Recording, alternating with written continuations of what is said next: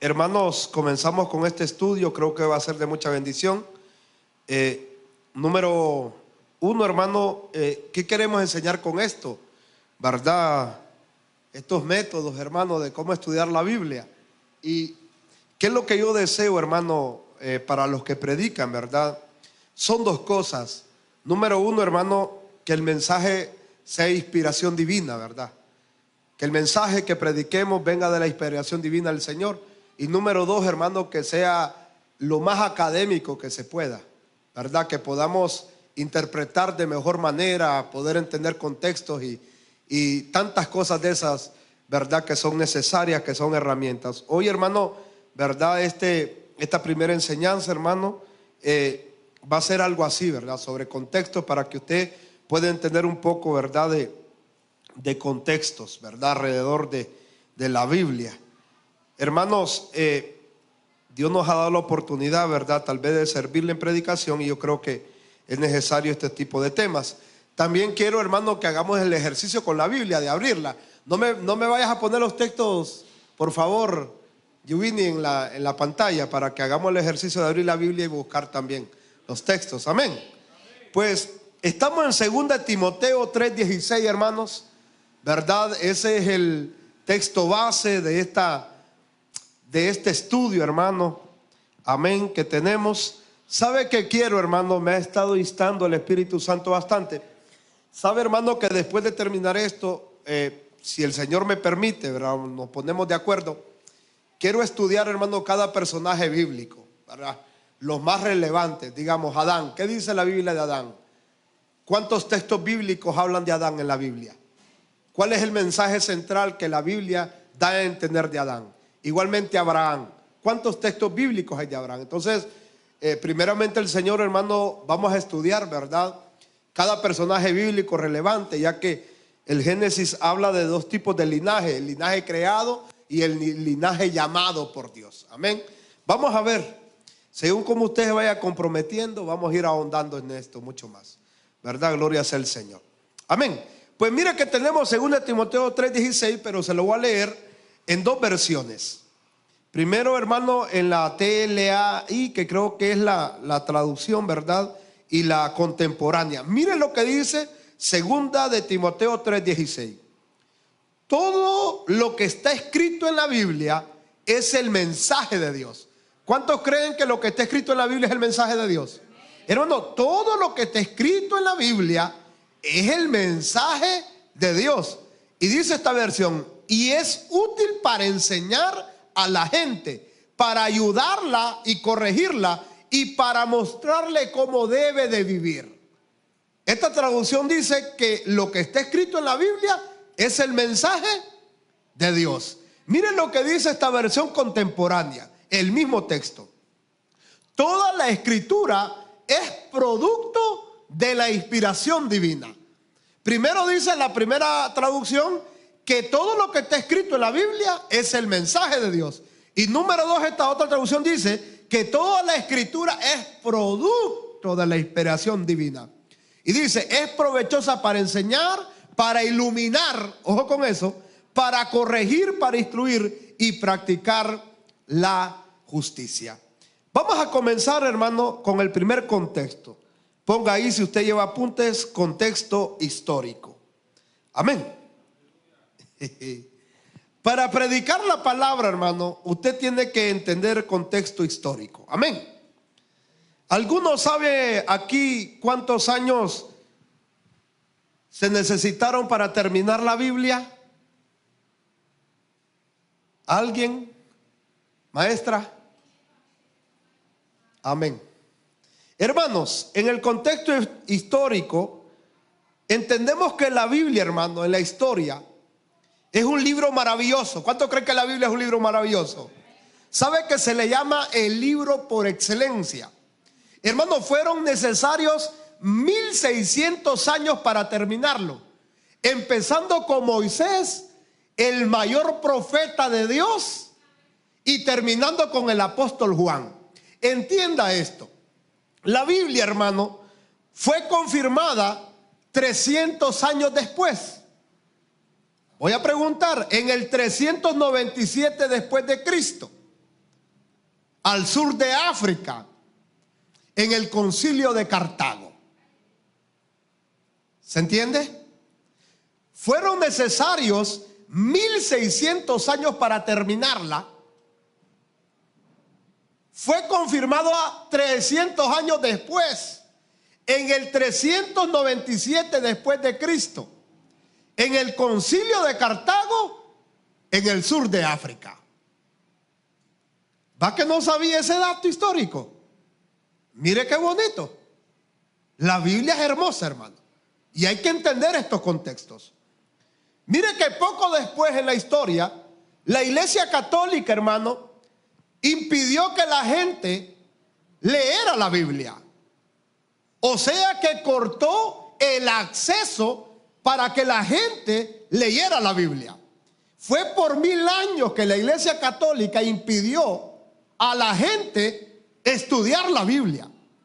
Y esta era de estos 1000 años, hermanos, se le llama la era del oscurantismo o la Edad Media. ¿Se está entendiendo? ¿Por qué el oscurantismo? Porque ya que fue impedida la luz divina de la Biblia, la humanidad quedó en oscuridad. ¿Se entiende lo que estoy hablando? ¿Cuánto quedó, hermano, sin acceso a la humanidad para leer la Biblia? 1000 años.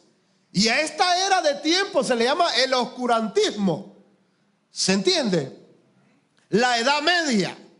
Porque la humanidad cayó, hermano, en tinieblas, porque no tenía acceso a la luz divina, o sea, a la palabra inspirada por Dios. Nadie puede andar en luz sin meditar lo que Dios habla. ¿Se entiende? Más adelante, hermano, voy rápido, Dios utilizó a Martín Lutero en la Reforma protestante. Y sabe que en ese mismo tiempo donde Dios utilizó a Martín Lutero, hermano, apareció el invento de la imprenta. Y ahí fue donde la Biblia fue sacada, hermano, tal vez no completamente, pero sí fue sacada a la luz. Ahora, ¿qué es lo que tenemos que nosotros valorar? Valorar a aquellos, hermano, a aquellos maestros de los últimos 5 siglos que ellos abrieron la Biblia. Me doy a entender, y plantaron una senda, ¿verdad? Sacaron doctrina. ¿Se entiende? Deberíamos de valorar eso, y no de los últimos 5 siglos, sino los de ahora. Por eso no cualquiera podemos estudiar. Amén. Entonces, hermano, ¿a quién utilizó el Señor para la reforma, hermano? Para sacar a la luz la escritura. En el tiempo de Martín Lutero, ¿qué fue lo que se inventó? La imprenta, hermano. La Biblia contiene 66 libros que fueron escritos, algunos dicen que por 39 y hay otros que dicen por 40 autores. ¿Por cuánto fue escrito la Biblia? ¿Por 38? ¿Por 39? ¿O por 40 autores? Y mire, hermano, el contenido de este libro extraordinario es demasiadamente rico. Para leerla, usted necesita un plan específico. Usted necesita tiempo, pero lo que más necesita es deseo por conocer al Dios de la Biblia. Amén. ¿Qué hablamos ahorita? ¿Qué fue? ¿Contexto? ¿Contexto? ¿Cuánto tiempo? ¿En cuánto tiempo? ¿Cuánto tiempo tuvo que pasar para terminar la Biblia? 1600 años. ¿Se fija? ¿Y cuánto tiempo en confirmarla? ¿En qué año?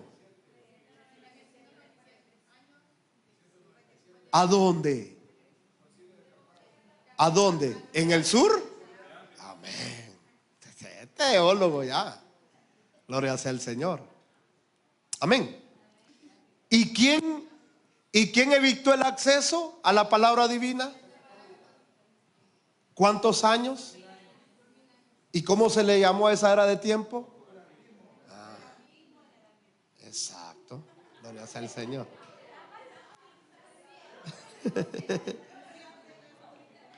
¿Contexto qué era? Histórico. Ahora vamos con contexto cultural. ¿Ven? Y para esto quiero que abra su Biblia en Segunda de Pedro 1:21. Segunda de Pedro 1:21. Cuando lo tenga me dice amén. Dice la Escritura de esta manera: porque nunca la profecía fue traída por voluntad humana, sino que los santos hombres de Dios hablaron siendo inspirados por el Espíritu Santo. Ahora vamos a aprender quiénes fueron estos hombres que fueron inspirados, de dónde venían, qué idioma hablaron, qué mensaje querían transmitir. Diga conmigo: contexto cultural. Hermano, la Biblia originalmente se escribió en hebreo, arameo y griego. ¿Por qué la Biblia se escribió en hebreo, arameo y griego? Para reflejar el contexto cultural oriental, judío, helenista y romano. Lo repito, fueron en 3 idiomas que la Biblia se escribió: en hebreo, en arameo y en griego. ¿Para qué? Para resaltar el contexto de la cultura. ¿Cuáles culturas? La oriental, la judía, helenista y la romana. ¿Se entiende? ¿Por qué es necesario poder entender estos lenguajes, hermano, con los cuales la Biblia fue escrita? Para el predicador tiene que ser crucial poder entender algo. No tal vez hacerse maestro de hebreo, ¿verdad? Ni de griego ni de arameo, sino que el predicador tiene que estar pendiente del lenguaje que se está utilizando, hermano, en lo que está leyendo. Entonces es crucial entender, hermano, estos idiomas. ¿Por qué es crucial, hermano, entender estos idiomas? O algunas palabras que resaltan, tanto del hebreo, del arameo o del griego. ¿Por qué, hermano? Porque cada idioma tiene sus matices, tiene sus símbolos, tiene las estructuras sociales de su época. Un hebreo, hermano, otra cosa. Israel es una sola nación, pero nosotros en la Biblia escuchamos hebreos, israelitas y judíos. Aunque es una sola nación. ¿Usted dónde nació? En Tegucigalpa. Pero hay otros que nacieron en Santa Bárbara. ¿Ha visto que la gente tiene otro tipo, forma de manejarse, de hablar? Pues cuando usted escuche que le llaman hebreos, es porque los hebreos salieron de Abraham. ¿De dónde salieron los hebreos? De los lomos de Abraham. ¿De dónde salieron los israelitas? De Jacob, siendo Israel. ¿Se entiende? ¿Y de dónde salieron los judíos? De la tribu que se separó. Nota que son 3 tipos de personas diferentes, pero en el mismo pueblo. ¿Se fija que usted está entendiendo? Eso es contexto cultural.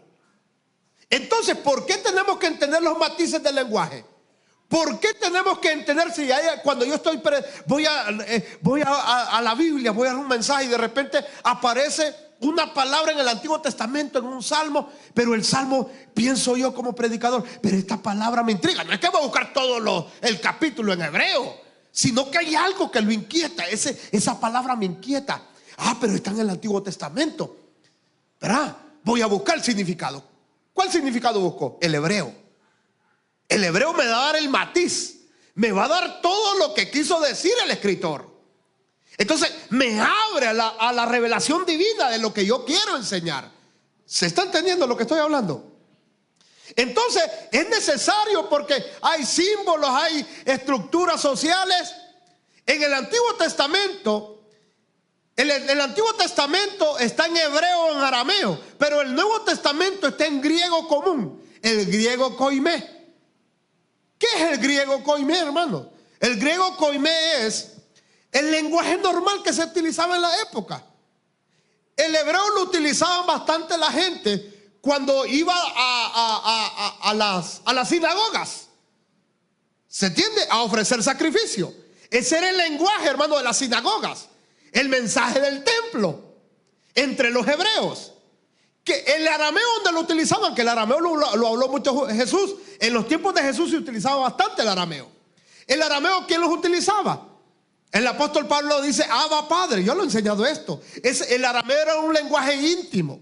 Lo utilizaban solo las familias adentro de los hogares. ¿Me doy a entender? Para hablarle a su hijo, para saludar a su papá. Era un lenguaje íntimo el arameo. El griego koimé era un lenguaje, hermano, normal que utilizaban. Era un lenguaje como para que un hebreo podía pagar ¿cómo se llama lo que le pagaban a los romanos? Un impuesto a un romano. Venía un romano y el hebreo tenía que ir a pagar el impuesto. Entonces le hablaba con griego koimé. Era el griego más fácil. ¿Se entiende? Y ellos lo utilizaban así. Entonces, en el Antiguo Testamento miramos la lengua de Israel. Está centrada en la cultura judía, hermano, que es el hebreo. La ley de Moisés. ¿Y qué habla, hermano? ¿Sabe que el lenguaje hebreo y el arameo hablan, hermano, de la ley de Moisés? Y habla de intimidad con Dios. ¿Se entiende? Por eso el hebreo, hermano, es muy importante y muy difícil el lenguaje hebreo. Diga conmigo arameo. En arameo usted va a ver partes de los escritos de Daniel y de Esdras en el Antiguo Testamento. Esta se le llama una lengua franca del Antiguo Oriente. Es utilizada, hermano, o fue utilizada durante el exilio y persistió hasta la época de Jesús, como yo le decía. O sea que ellos empezaron a hablar arameo, hermano, cuando fueron exiliados, ¿verdad? Y Jesús habló arameo. El griego koiné, que yo le hablaba, el común, el idioma de la cultura, del comercio. Esto salió del Mediterráneo y permitía, hermano, que hubiera una buena relación entre los hebreos y los romanos. ¿Me voy a entender? Era para darse a entender entre ellos. Amén. Entonces, hermano, el contexto cultural incluye influencias mesopotámicas, egipcias, persas, griegas y romanas. Mire, yo le digo algo. Este asunto de estudiar esto es tremendo. ¿Sabe por qué? Porque usted no va a ver que si usted llega a estudiar este contexto cultural, los escritos de Mesopotamia, del Viejo Oriente, usted va a dar cuenta que no solo la Biblia habla de un diluvio. Todos ellos tienen su diluvio y su manera de interpretarlo. ¿Me doy a entender? Entonces, para eso es el contexto cultural. Amén. También, hermano, es muy importante el asunto de la traducción. Entendamos algo. El contexto cultural da a entender de cómo ellos se manejaban, cómo hablaban, de qué forma transmitían. Cuando usted estudia el contexto cultural, usted se está metiendo a la cultura de ellos. Es como que usted se vaya para El Salvador. Usted se mete a la cultura de ellos. Usted lo va a mirar que se mete en Guatemala. Los frijoles que hacen licuados en Guatemala como agua a mí no me gusta, pero ellos se los comen tranquilos. Igualmente aquellas muchachas que caminan por la zona 8, zona 9 de Guatemala, en el mero centro, ellas andan con trajes típicos. Esa es la cultura de ellas. ¿Me va a entender? Usted lo mira diferente, pero es la cultura de ellas. Entonces, cuando usted se mete en alguno de estos, en el hebreo, en el arameo, en el griego, y usted se mete en un texto, usted se mete en la cultura de ellos. La cosmovisión cambia. Ya no usted lo está viendo como hondureño, usted lo está viendo como ellos. Entonces entiende por qué lo están diciendo, cómo lo están diciendo y por qué lo están diciendo. ¿Me van a entender? Cambia la cosmovisión. Es diferente. Entonces usted ya empieza, entonces por esto dijo esto y por esto dijo esto. ¿Me van a entender? Mire, yo creo en la Biblia sencilla, así como se está hablando, pero hay alguno que tiene que despertar esto. En alguno tiene que despertar esto para que entienda que la Biblia es riqueza, hermano, histórica, cultural, es una hermosura, hermano. Y ojalá que el Señor, a alguno de ustedes le llame la atención. Yo tengo 2 años de haber sido llamada la atención con esto. Amén. Y el Señor ha sido bueno. Amén. Entonces, cuando hablamos de contexto cultural, hablamos, hermano, de poder interpretar bien los modismos. ¿Alguno sabe qué es un modismo? Exactamente. Como nosotros decimos, como dice el pastor Elvin, ni quiera Dios. Ese es un modismo. O que tire la toalla. Mire qué tremendo. Exactamente, ese es un modismo. Entonces, cuando yo me meto a uno de la cultura de ellos, yo hago un modismo. Interpreto lo que ellos dicen. ¿Por qué lo dijo? Si yo digo, ni quiera Dios en otro lugar, el pastor Elvin se ríe de nosotros cuando dice, ni quiera Dios. O cuando le dice a los salvadoreños, ¿verdad? Ya basta, pueblo de Dios. Se entiende, porque como él tiene diversas culturas allá, él ya los conoce a todos. Hay algunas palabras, hermano, en otro lado que no son como aquí, que aquí usted la escucha normal, pero allá son malas. Eso es un modismo. Interpretar, hermano, algún dicho de alguna cultura. También, hermano, entender la estructura social y las prácticas religiosas. Ese contexto cultural. Ahora vamos al meollo del asunto. Contexto bíblico. ¿Cuántos llevamos? Contexto histórico, contexto cultural y ahora contexto bíblico. Amén. Contexto bíblico. ¿Cuál es la revelación principal de la Biblia? ¿Se ha preguntado usted? ¿Cuál es la revelación principal de la Biblia? La Biblia revela principalmente la vida. La vida es el punto central de la... Era obvio, hermanos. Lo vuelvo a repetir. ¿Cuál es la revelación principal de la Biblia? La vida. Es la palabra de Dios. La vida es el punto central de la Biblia. Pero ¿qué es la vida? ¿O quién es la vida? La Biblia misma tiene la respuesta, hermano. Juan 14:6. Aquí vamos entrando ya. Juan 14:6. Yo sé que ustedes lo saben de memoria, pero yo quiero que esas páginas le hagan así. Hoy acérquese un cristiano si no anda Biblia. Juan 14:6. Yo quiero escuchar esas páginas ahí, mire. Ahí. Me quiero sentir feliz yo así.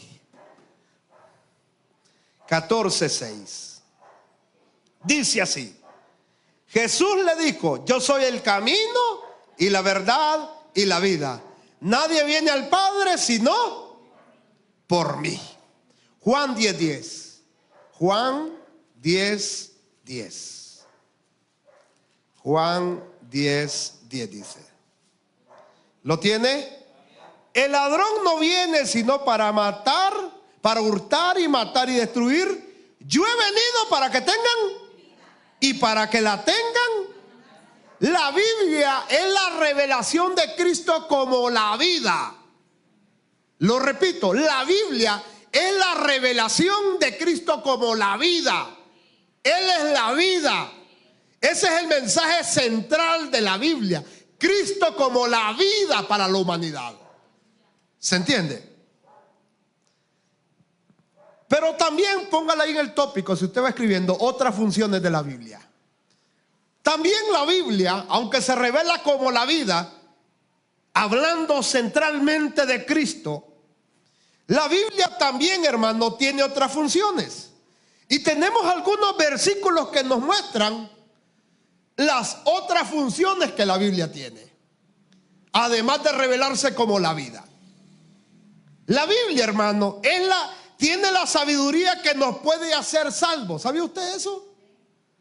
La Biblia contiene la sabiduría con la cual usted puede ser salvo.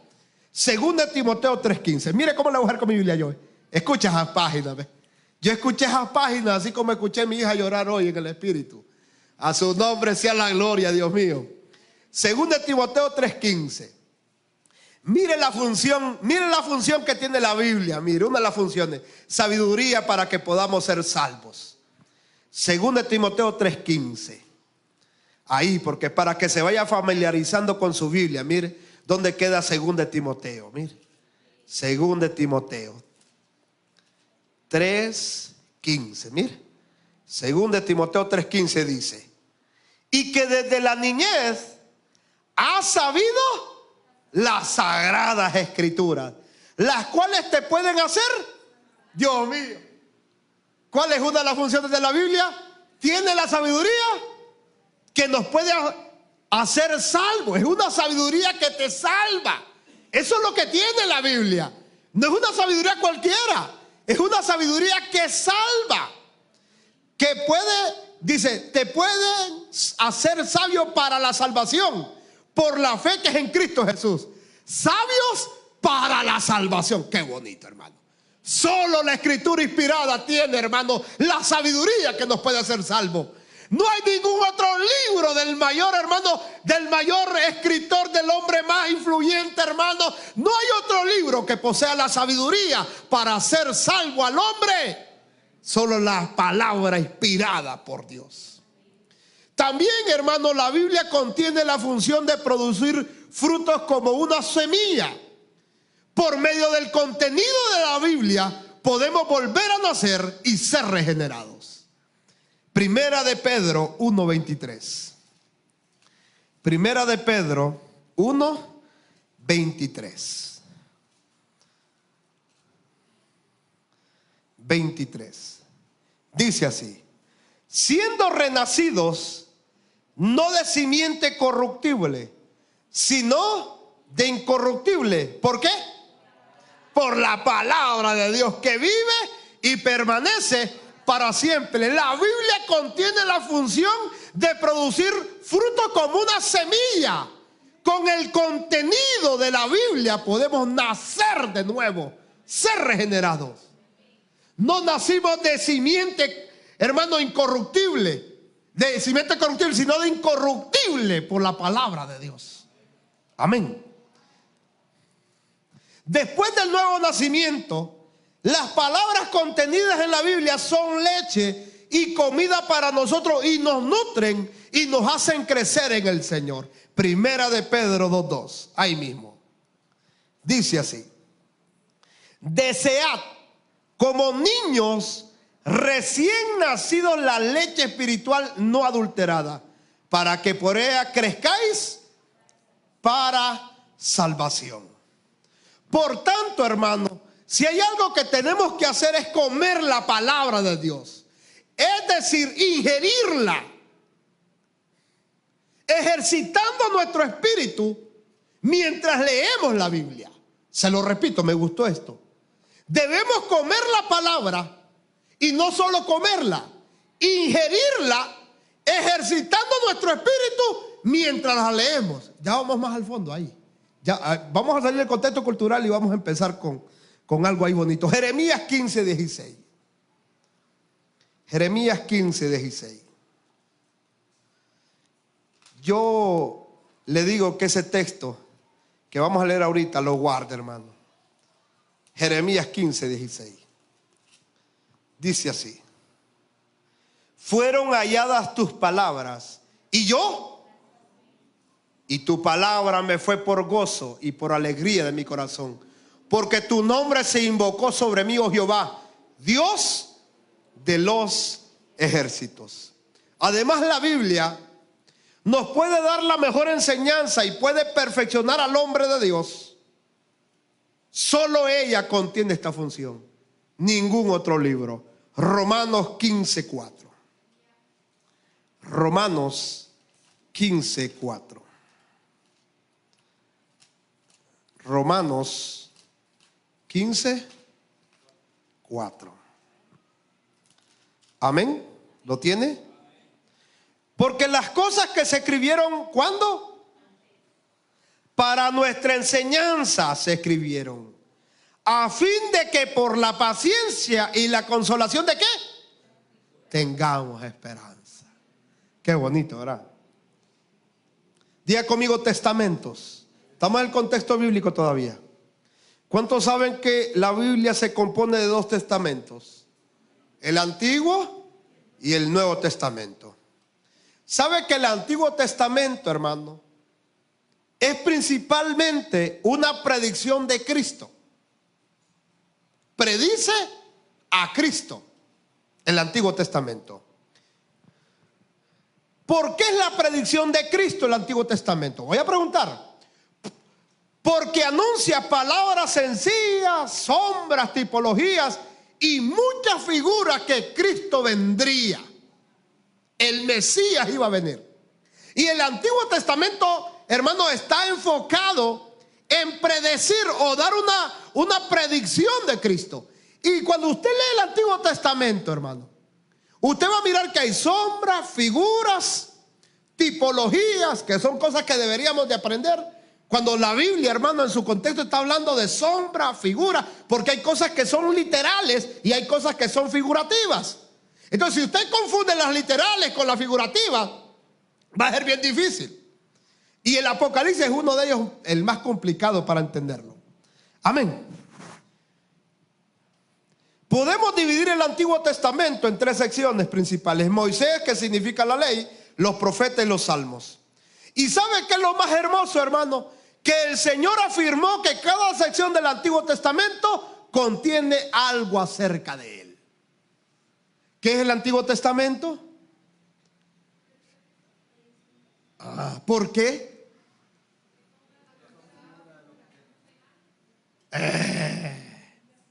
Y Cristo mismo habló diciendo que el Antiguo Testamento hablaba de Él. Biblia, Juan 5:39. Juan 5:39. Dice así, ¿lo tiene? Juan 5:39. ¿Cómo dice?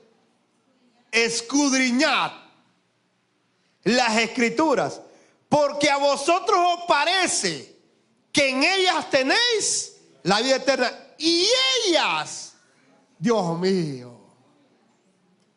Hebreos 17, hermano. Hebreos 17. Hebreos 17. Una pregunta: ¿de qué lomo salieron los hebreos? 17. 17, ¿lo tiene? Dice: entonces dije, he aquí vengo, oh Dios, para hacer tu voluntad. Como en el rollo, cada vez que usted lea el rollo del libro, lo está transmitiendo para la ley de Moisés. ¿Me doy a entender? Para hacer tu voluntad como el rollo del libro está escrito. Qué lindo, hermano. El Antiguo Testamento es principalmente un relato que profetiza acerca de Cristo como él iba a ser el todo del pueblo de Dios. Qué bonito que Cristo dijo. Mire, hermano, ¿a quién se lo dijo? A los fariseos, a los escribas, a los teólogos del momento. Vaya, lean las Escrituras, les dijo, porque al parecer ellas dan testimonio de mí. Hermano, por eso el estudio se llama inspiración divina. Dios mío, bendito sea su nombre. Ellos conocían el libro, el rollo, la ley, pero no conocían a quién direccionaba esa ley, a quién señalaba esa ley, cuál era el mensaje central de esa ley. Era Cristo como la vida del pueblo y de la humanidad, hermano. En el rollo estaba escrito de mí, dijo, testificando. Gloria sea el Señor por ese Cristo. Amén. Entonces, 7:44. Gloria sea el Señor, Dios mío, gracias. Hermano, ¿usted sabe qué significa la palabra Biblia? ¿Ah? El libro, correcto. La palabra Biblia significa el libro. ¿Pero qué es este libro? La misma Biblia lo dice, que toda la escritura es inspirada por Dios. Pero hermano, ¿sabe que cuando usted busca esta palabra inspirada por Dios, ¿a dónde yo tengo que buscar para poder entender qué es lo que Pablo me da a entender cuando dice que la Biblia es inspirada por Dios? ¿A dónde tengo que buscar yo? ¿Será que hay alguna otra palabra que habla diferente de inspirar? ¿A dónde tengo que ir yo? ¿Cuál debe de ser mi fuente? ¿A dónde tengo que investigar? ¿Será que la única traducción es la que dice que toda la escritura es inspirada por Dios? Esa palabra inspirada, ¿será que habrá otro, hermano, habrá otro significado? ¿A dónde tendría que ir yo para entender si la escritura solo dice inspirada? ¿O cuál es la fuente divina? ¿Cuál es el original que se está utilizando ahí? Recordemos que nosotros estamos bajo una traducción, hermano.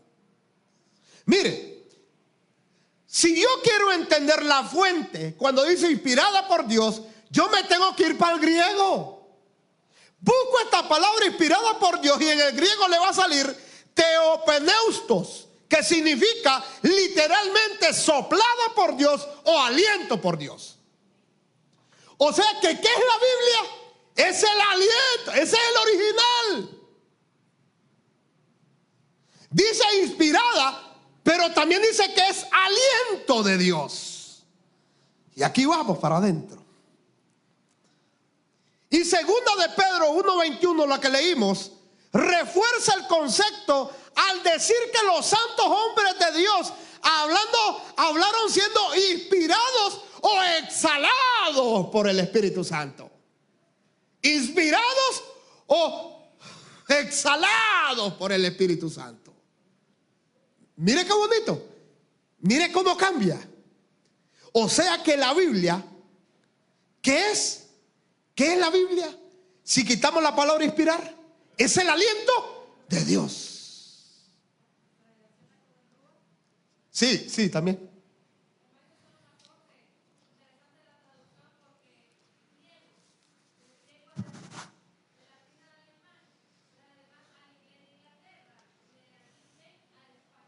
Exacto. Y la King James es una de las más antiguas.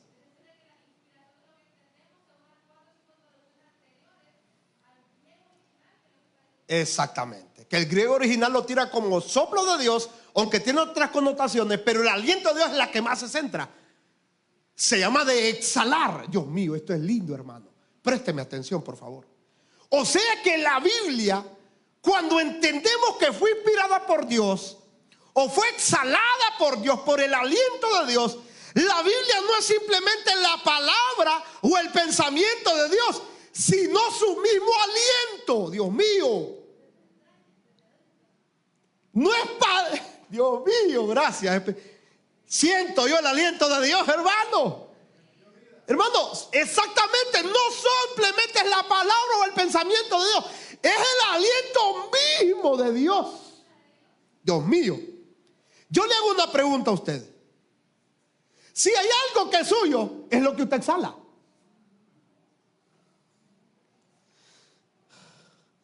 Cuando usted exhala, ¿de dónde sale? De usted mismo. Dios mío eterno. Todo lo que exhalamos es nuestro aliento. Y ese aliento procede de nuestro propio ser. Por lo tanto, la Biblia, como el aliento de Dios, es algo exhalado del ser de Dios. Dios mío.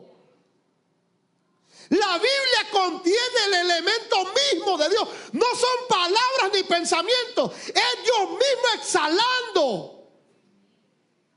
Es el aliento de Dios, hermanos. Todo lo que Dios es se encuentra en su libro divino. Yo le hago una pregunta. ¿Qué es Dios para usted? Dígame una, solo una. ¿Qué es Dios? ¿Otra? ¿Qué es Dios? ¿Otra cosa? ¿Qué es Dios? Dígame todas las que me pueda decir. Dios es amor, Dios es vida, Dios es luz, Dios es poder, Dios es sabiduría. Dios es mucho más que todo eso. Y eso se constituye ¿a qué? El ser de Dios. Y fue exhalado y plasmado en la Biblia. ¿Qué es Dios? Dios es amor, es luz, es sabiduría, es poder. O sea, que todo eso fue exhalado, plasmado, hermano, en la Biblia.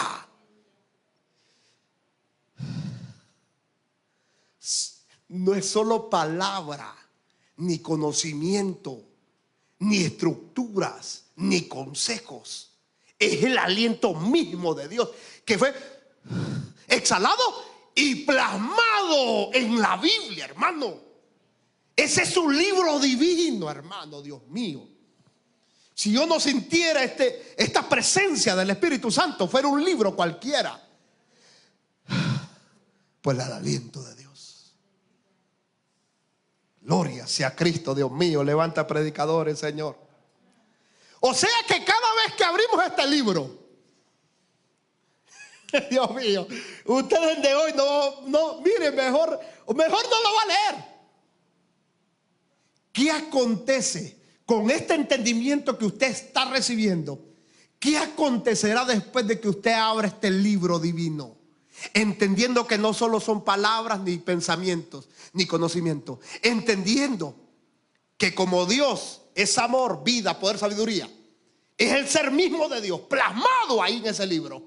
Cuando usted lo abra, ¿qué es lo que va a producir hoy en usted? Amén. Cada vez que abrimos este libro con un corazón abierto y con un espíritu abierto, podemos tocar inmediatamente algo divino. Entonces, el que no tiene el Espíritu Santo abre este libro. Pero cuando usted abre este libro con el Espíritu Santo adentro de usted, sabiendo que el Espíritu Santo fue el que le inspiró, ¿se está entendiendo? Hermano, cuando usted abre este libro, usted está haciendo una conexión divina. ¿Sabe cuándo se habla de una conexión divina? Que usted no va a adquirir solo conceptos ni sabiduría humana de aquí. Dios mío, usted está tocando al mismo Dios cuando usted abre la Biblia. Dios está respirando sobre usted. A su nombre sea la gloria, Dios mío. ¿Está entendiendo usted? Usted es subido hasta el tercer cielo cuando usted abre la Biblia. El aliento de Dios, como al principio, lo conecta con el Dios del huerto. Gracias, Espíritu Santo. Aleluya. Hermano, tocamos algo divino. No solo pensamientos, conceptos, conocimientos, palabras, frases, sino algo más profundo. Tocamos a Dios mismo. ¿Dónde está Dios? Dice. Y en la mayor prueba, dificultad, ¿dónde está Dios? Ay, Dios mío, abra la Biblia. Va a tocar a Dios mismo, hermano. Toca a Dios mismo.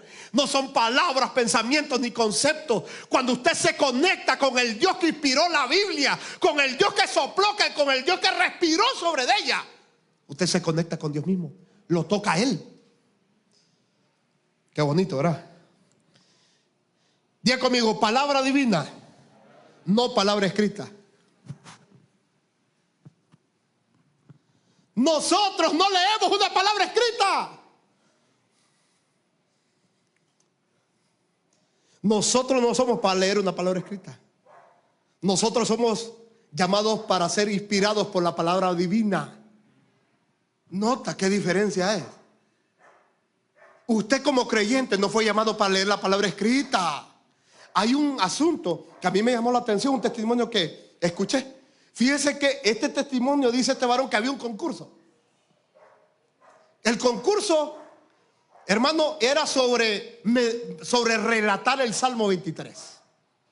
Dice que el primero que subió era un hombre, hermano, docto, entendido. Era un hombre, hermano, entendido en la escritura.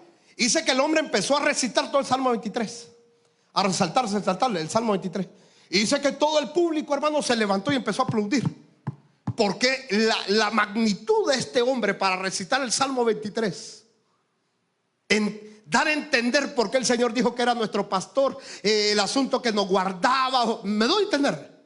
Dice que toda la gente se levantó a aplaudir cuando él recitó la palabra escrita, y de la forma, hermano, magistral que lo hizo. Y dice que el segundo que pasó fue un anciano. Sé que cuando este anciano se paró, abrió la Biblia en Salmo 23 y empezó a leer la Biblia, dice, solo a leerla. Cuando de repente, y terminó de leer el Salmo, la gente no se levantó a aplaudirlo. Estaba la mayoría de gente en el altar llorando. A su nombre sea la yo. Es que la Biblia no son conceptos, ni palabras, ni pensamientos. La Biblia, la palabra divina, es inspirada. Cuando ese hombre leyó ese Salmo 23 bajo la inspiración divina, tocó la mente de la gente. La gente no dijo: qué hombre, cómo recitó, cómo utilizó, qué léxico utilizó. No, entendieron que ese hombre estaba viviendo ese Salmo 23. Nosotros no somos llamados para leer la palabra escrita, es para absorber la palabra divina. A su nombre sea la gloria, Dios mío.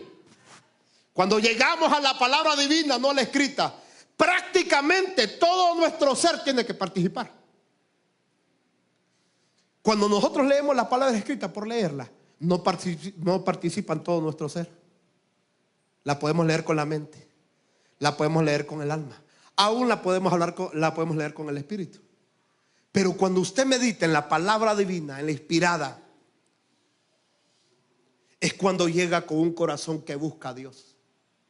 Número 2, con una mente clara y sobria.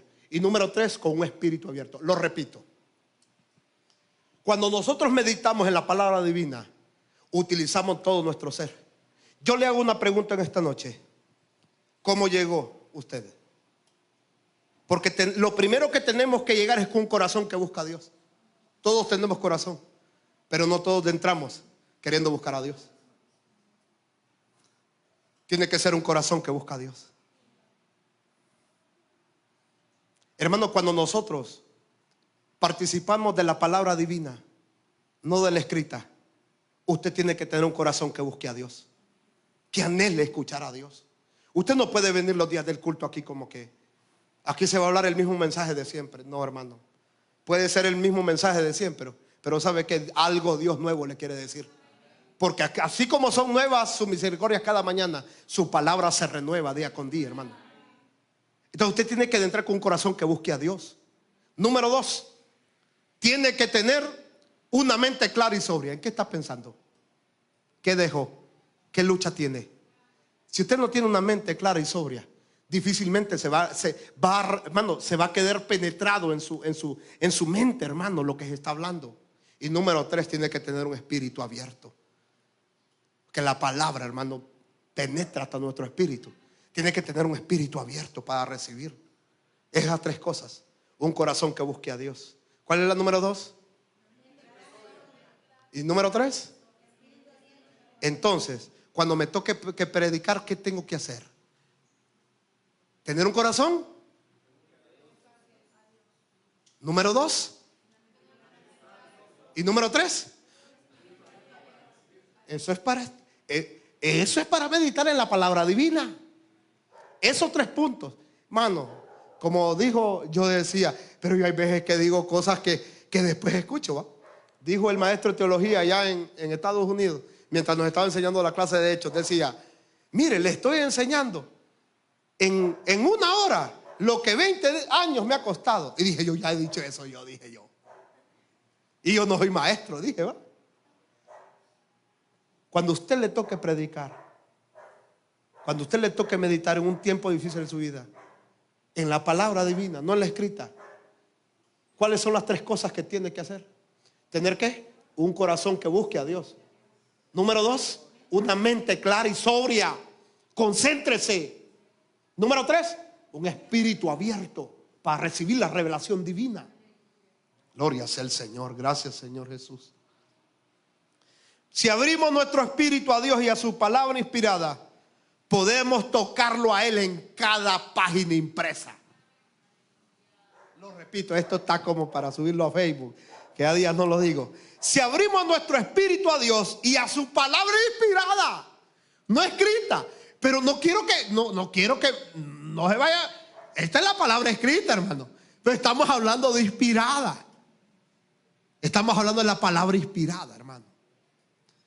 Podemos tocar a Dios en cada página impresa.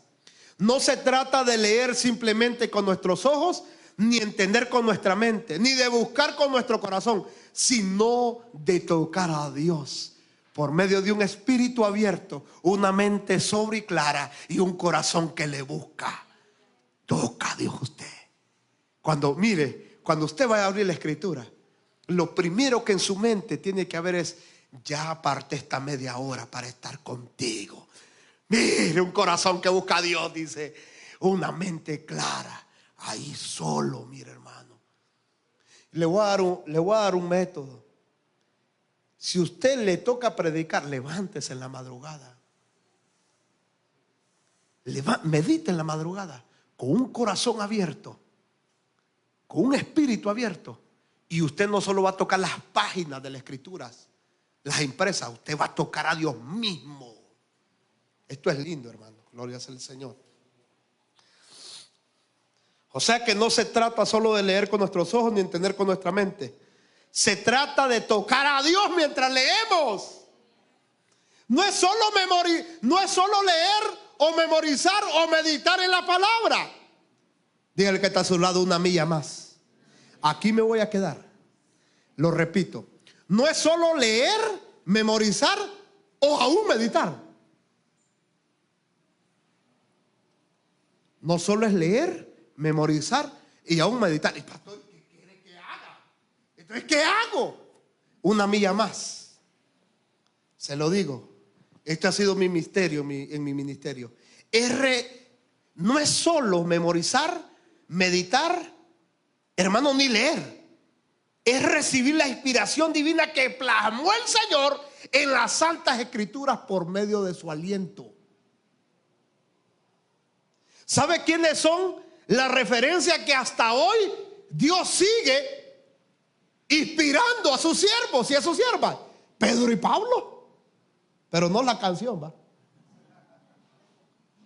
Hermano, Dios sigue exhalando, inspirando a hombres y a mujeres santas de Él. Pero ¿sabe qué? Que hoy es diferente. Nosotros ya no recibimos inspiración para establecer fundamentos, sino para recibir el rema, la inspiración divina. Yo le hago una pregunta a usted. ¿Se ha fijado usted? Escuche esto lo que le voy a decir que le va a ayudar. ¿Se ha fijado que cuando usted está meditando en la palabra, ¿verdad? Usted está leyendo, ¿verdad? Y queda ahí y está leyendo, meditando, media hora o una hora o 5 minutos, y después usted, esto es. No, Dios mío, yo no. Mi mente está leyendo, puede memorizar y mi mente puede meditar. Pero cuando si es esto, ¿qué fue eso? Eso fue que su espíritu se conectó ¿con qué? Con el aliento divino que el Señor plasmó ahí. Entiéndame, no solo adquirí la palabra, el pensamiento. ¿Qué adquirí? La revelación divina que estaba ahí. O sea, si estoy leyendo a Pedro fue inspirado por Dios, ¿verdad? Entonces Pedro, usted lee a Pedro y dice, sí, así dice Pedro. Pero dice usted, pero si esto era, no sé si alguien me está entendiendo. ¿Qué fue eso? Eso no fue palabra escrita. Esa no fue que se la memorizó. Ahí no está meditando. Ahí fue que, ¿qué pasó ahí? Fue la inspiración divina. Exactamente, esta palabra es vida, es Dios mismo, hermano. ¿Se imagina usted siendo un predicador de inspiración divina. ¿Se imagina usted leer hasta cansarse? Señor, ¿qué quiere decir aquí? ¿Ha visto usted que siempre hay algo que cuando usted va a predicar o va a dar algo, siempre hay algo que lo anda ahí usted y lo anda ahí? Y de repente, ¿qué fue ahí? Ahí no fue la palabra escrita. Usted no la memorizó ni la meditó. Usted recibió nada más y nada menos la inspiración que le dieron al escritor. O sea, no es el mensaje escrito en las páginas impresas, es la inspiración divina con la cual Dios habló. ¿Se está entendiendo, hermano, lo que estoy hablando? Pastor, pero es que yo miro que cuando usted predica me dicen otros varones para el otro lado. Y que yo veo que yo he predicado el mismo pasaje, pero no es lo mismo, me dice yo. ¿Qué pasó? ¿Qué pasó? ¿Qué pasó? Yo esperé hasta cuando siento la presencia de Dios. Esto es terrible. ¿Qué esperé yo? Fui paciente a esperar ¿qué? La inspiración divina. Cuando mi espíritu conectó con la palabra. ¿Se entiende? Fui inspirado. Si es esto lo que el Señor quiere decir. Entonces, el que leyó por encima agarró ¿qué? Que está bien, el fundamento, el concepto y el pensamiento, pero se quedó sin la inspiración. ¿Se está entendiendo, hermano? Este es un estudio para predicadores. Tranquilícese. Mire, mantenga ese pensamiento. Cuando usted está meditando y de repente usted siente el pensamiento y dice, esta palabra, ¿qué dice ahí? ¿Qué dice ahí? ¿Qué dice ahí? Hasta que su espíritu se abra y usted se conecte con el espíritu de la palabra. Para que usted no reciba solo el pensamiento, solo el fundamento. Que usted reciba ¿qué?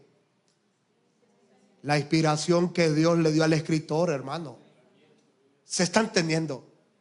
Lo que Dios exhaló. Es diferente, ¿va? Recibir lo que Dios exhaló.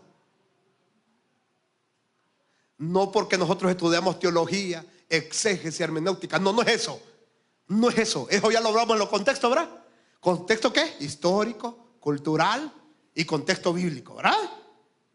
Son herramientas extraordinarias. Pero ¿qué es eso? Esa es la inspiración divina. Es el rema de Dios que está adentro de la palabra impresa, escrita.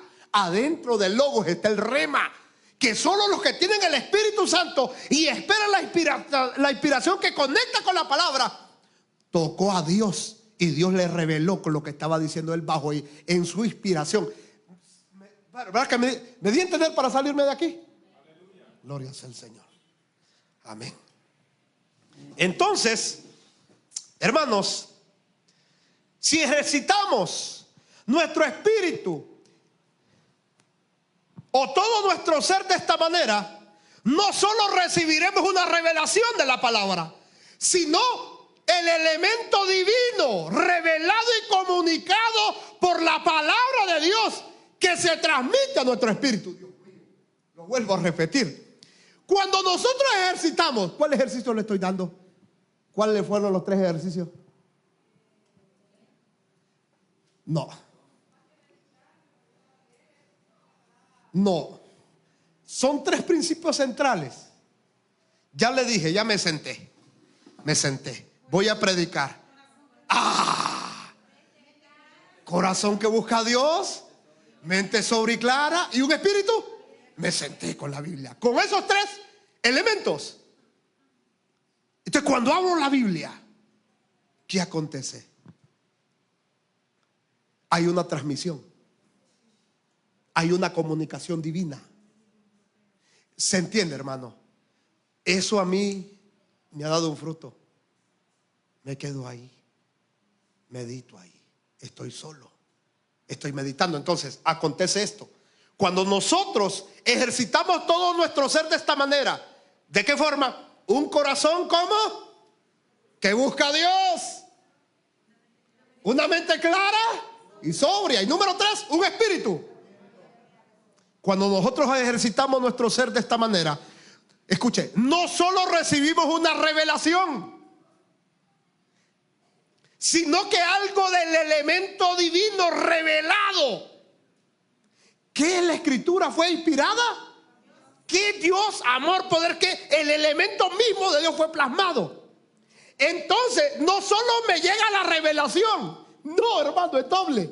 Recibo el elemento divino de Dios. Lo que Él comunicó por su palabra es transmitido en mi espíritu. Entonces, quiere decir que cuando leo a Pablo, no solo Pablo, hermano, entendió lo que escribió, también lo entiendo yo. Porque no solo estoy leyendo sus escritos, estoy conectado con la revelación divina que se le dio a él. El que lo sopló a él, el que lo inspiró, él también me inspira a mí. Mire, qué bonito, ¿verdad? Amén. Amén. Gloria sea el Señor.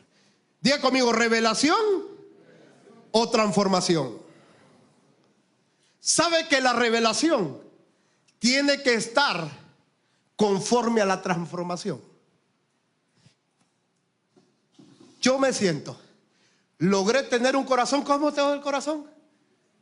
¿Un corazón que busca? Un corazón que busca a Dios.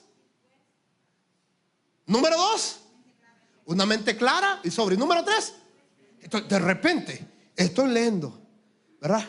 Pasé de leer, ahora estoy meditando. Y ahora como que memorizo, sí, 1600 años aguantó para terminarlo. Esos son conceptos.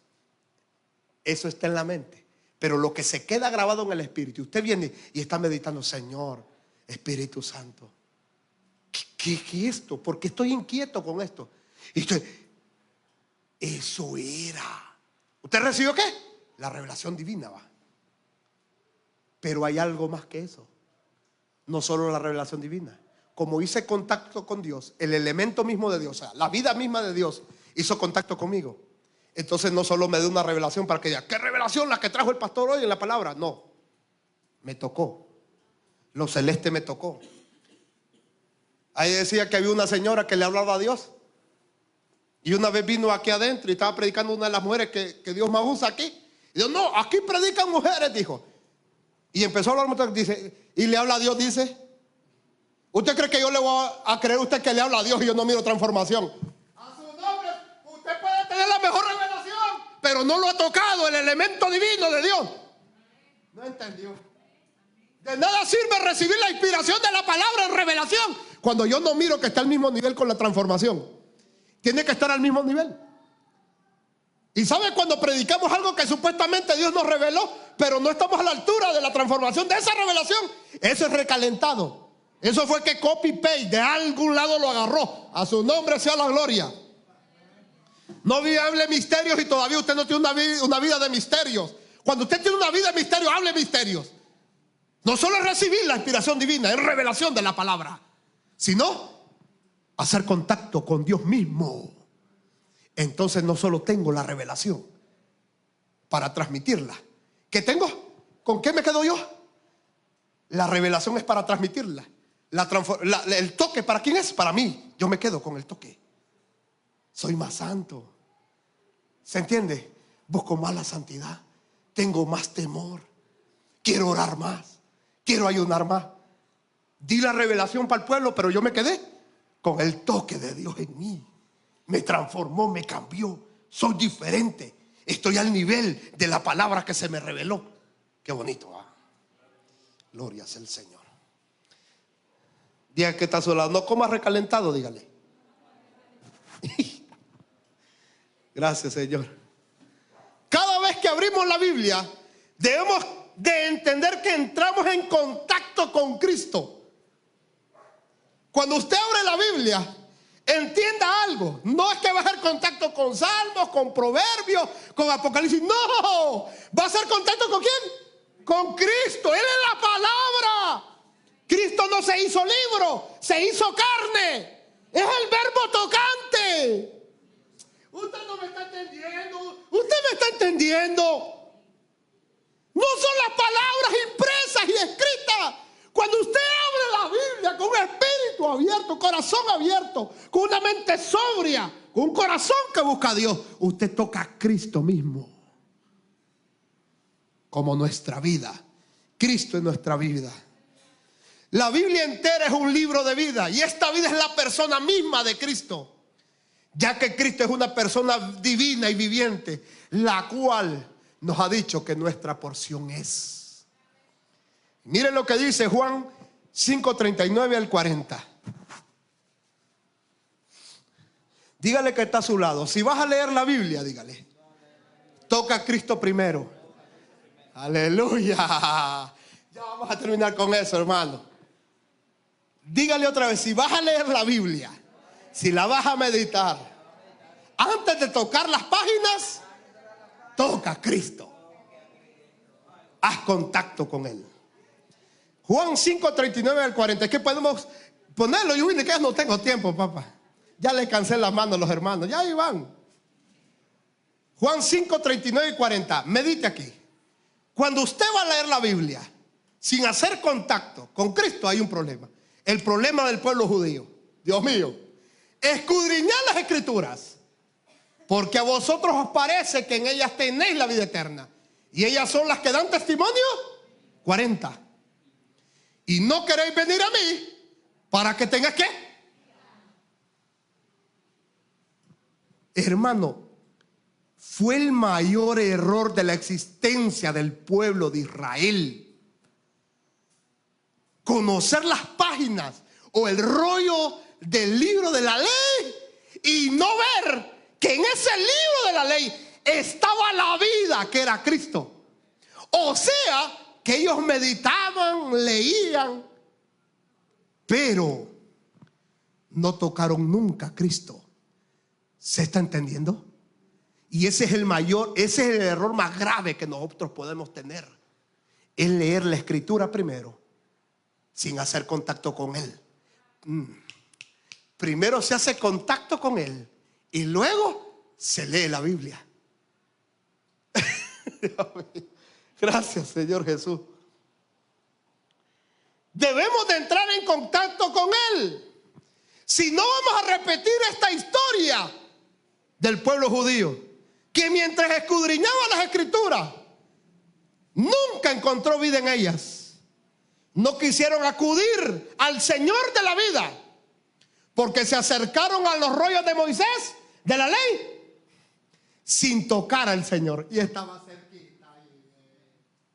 Usted está entendiendo, hermano. Hasta hoy, después de 6,000 años, ellos no han tocado al Señor. Tienen un entendimiento entebrecido. Dice el apóstol Pablo que tienen un velo por el cual por Cristo es quitado. Gloria sea al Señor. Cada vez que abrimos la Biblia debemos decir: Señor Jesús, tú tienes que estar aquí. Este no es un libro cualquiera. Tú eres mi Señor. Lo repito. Cada vez que vayamos a abrir la Biblia de hoy para allá, en su boca tiene que estar esto: Señor Jesús, tú tienes que estar aquí. Qué bonito va. Usted abre la Biblia y dice: Señor Jesús, escuche mi misterio, hermano. Señor Jesús, tú tienes que estar aquí. Señor Jesús, este no es un libro cualquiera. Esto es tu revelación. Revélame quién tú eres. Yo quiero conocerte. Si no, podemos estar leyendo como escribas y fariseos la Biblia y con Cristo enfrente. Y Cristo, ustedes no han llegado hasta ahí. Ustedes leyeron la palabra escrita, tienen pensamientos, conceptos, pero no entendieron que ahí estaba yo. ¿Por qué? Porque cuando usted lee la Biblia con mente, conceptos para querer saber y que usted yo no sé qué, Señor Jesús, usted lee la Biblia, tú tienes que estar aquí. Señor Jesús, este no es un libro cualquiera. Señor Jesús, revélame tu palabra. Ya conmigo el verbo tocante. No puedo entrar ahí. Usted puede decir: Señor Jesús, no me gusta leer este libro sin hacer contacto contigo.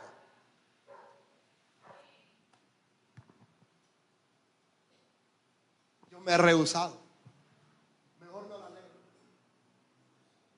Pero cuando llego, ¿cómo llego? En el ejercicio de que llego con un corazón que busca a Dios, con una mente clara y sobria, Y llego con un espíritu abierto. Le digo, Señor Jesús, yo no quiero leer este libro sin primero hacer contacto contigo. No me gusta oír algo de este libro sin oírte a ti primero. No me gusta leer este libro sin verte a ti. Me agrada ver tu rostro. Quiero ver en estas páginas quién tú eres. Dios mío. ¿Usted cree que hablando con esa dulzura a su Señor, usted cree que no se le va a aparecer el verbo tocante, el que miró Juan? Qué bonito. Oh Señor Jesús, ilumina tu palabra y unge cada línea para que yo te pueda tocar en ellas. ¿Se imagina usted? El Señor ungiendo cada línea ahí cerca de usted. Y dice, me rehúso, yo no quiero tocar ese libro si tú no estás. Yo no quiero pensar en este libro si tú no estás. Yo quiero tocar, yo quiero que tú estés. Eso es lindo, hermano. Por eso hay unos que entendemos que hay unos hermanos que son inspirados, hermanos de cosas. Y ¿sabe qué es lo más terrible? Que pensamos que Dios tiene algo especial con alguien. Toda la escritura es inspirada. Usted tiene el Espíritu Santo y yo lo tengo. El problema es que yo le digo, Señor, yo no quiero tocar esto si tú no estás. Yo no quiero oír algo aquí si tú no estás. Yo quiero verte en cada página. Unge cada línea que yo leo. Cuando yo leo, quiero verte a ti. Es Cristo mismo, es la vida, es Cristo, es la palabra.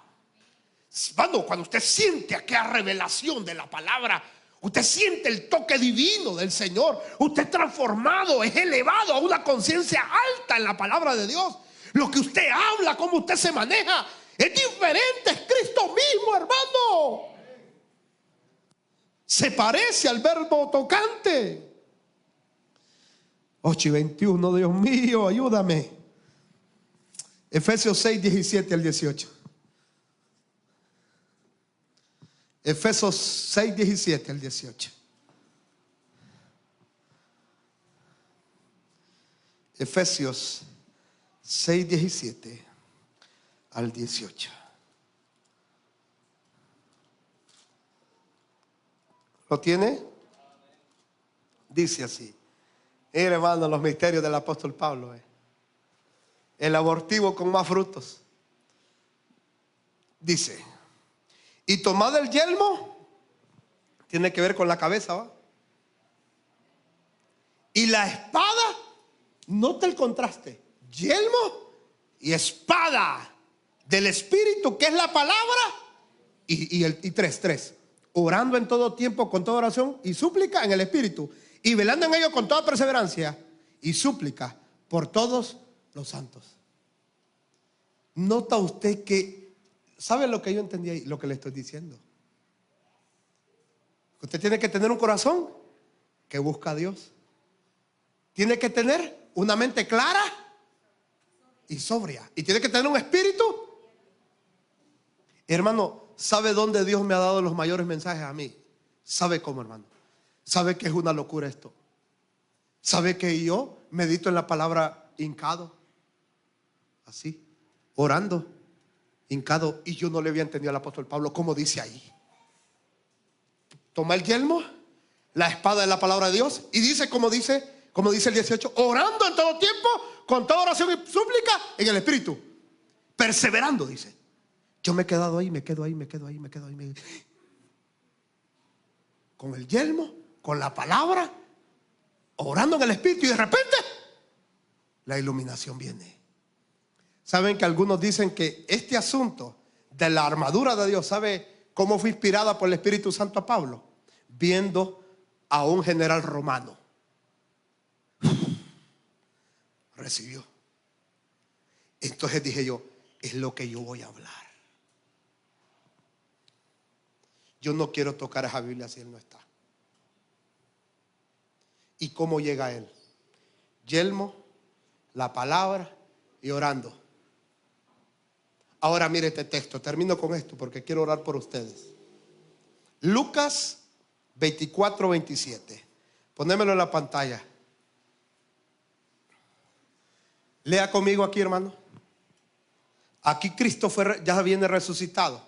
Va camino de Emaús. Mire, hermano, qué extraordinario este verso. Y comenzando desde a dónde, y siguiendo por todos, le declaraba en todas las escrituras lo que de él.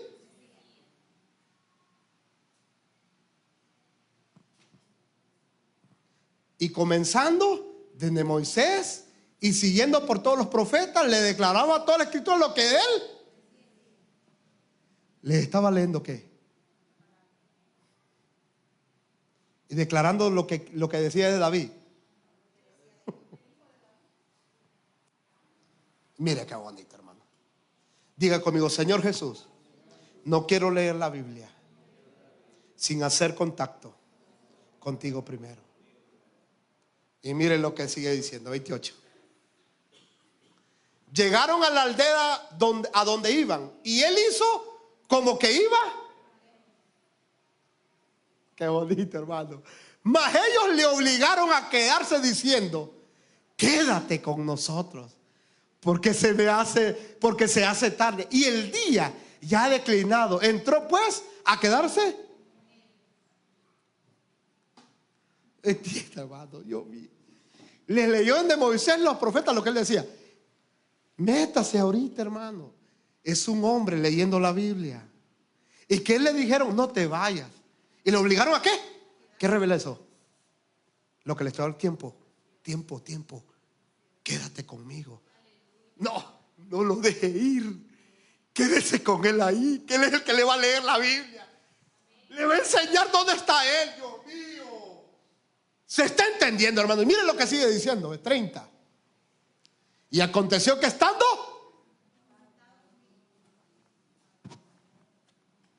es que se siente cuando él llega. Cuando usted ya dejó de leer la Biblia solo, cuando él llega las cosas cambian. ¿Por qué lloro yo, hermano? Si usted se ha imaginado, usted se pregunta por qué lloro, por qué parezco loco, yo lloro, hermano, y todo eso. ¿Sabe por qué? Porque fíjese que yo le estoy enseñando ahorita y yo siento que él está conmigo aquí. Él está conmigo, hermano. Yo hago contacto con él. Y dice, y tomó el pan y lo bendijo y lo partió y le dio. Y mire lo que sigue, ¿ve? Mire lo que sigue. Si usted fue tigre, desde el comienzo de la enseñanza, usted tuvo que haber agarrado esto. Dice, entonces, y le reconocieron, mas él desapareció. Ay, no. Recibieron. Es un creyente, hermano, abriendo la Biblia aquí, diciéndole: Señor, no te vayas. Yo quiero hacer contacto contigo primero. No lo deje que se vaya, que se mete en la mesa él a leer con usted ahí. En la mesa les partió el pan y de repente, ¿qué pasó? Dice, le fueron abiertos. Y esto es lo que quería decir. Se abrieron los ojos del entendimiento. ¿Y qué pasó? Se fue. Dijo Cristo: estos ya saben. Ya entendieron qué quise decir ahí. Usted entendió, hermano. Entremos al nivel, hermano, de no leer la palabra escrita, de absorber la palabra divina. ¿De qué forma? Pues vamos a leer ese texto, Yuvini, desde el 24. Mire qué bonito. ¿Desde cuándo? En el principio, desde el 27, perdón. 27. Y comenzando desde a dónde?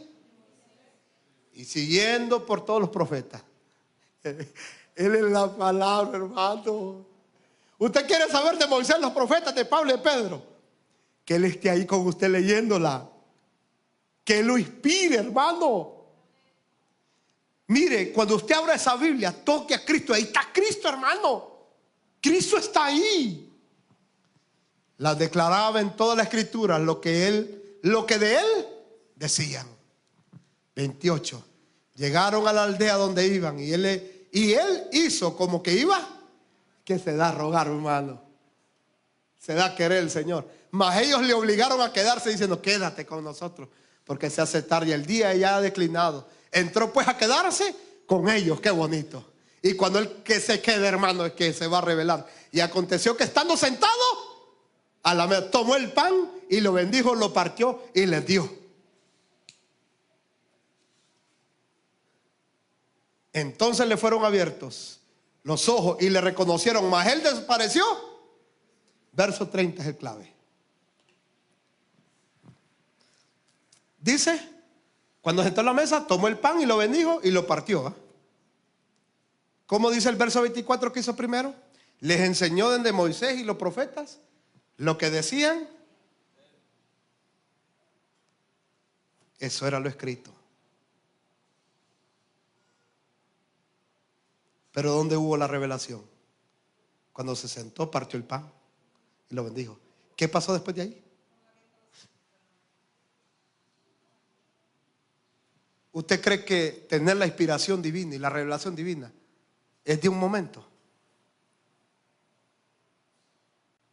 Es de estar ahí, hermano. Y fíjate que el Señor es tan tremendo que fíjate que el Señor se da, hermano, se da a rogar el Señor, hermano. Cuando usted más quiere que Él le hable, que Él esté con usted, fíjese que Él no, ya me tengo que ir. Y dice, detente, Señor, quédate aquí conmigo. Mire, su labor tiene que ser que Él entre a la mesa y le parta el pan. ¿Se entiende, hermano? Cuando Él parte el pan, los ojos se abren. ¿Se está entendiendo? Yo no me quiero quedar que Él me diga dónde. Nosotros entendemos dónde está Cristo. En la ley y los profetas, ¿para qué está Cristo? Yo quiero que Él se me revele a mí, que me abran los ojos, que yo lo pueda ver tal y como es. Esa es la victoria de la Escritura. Póngase de pie. Diga conmigo: inspiración divina.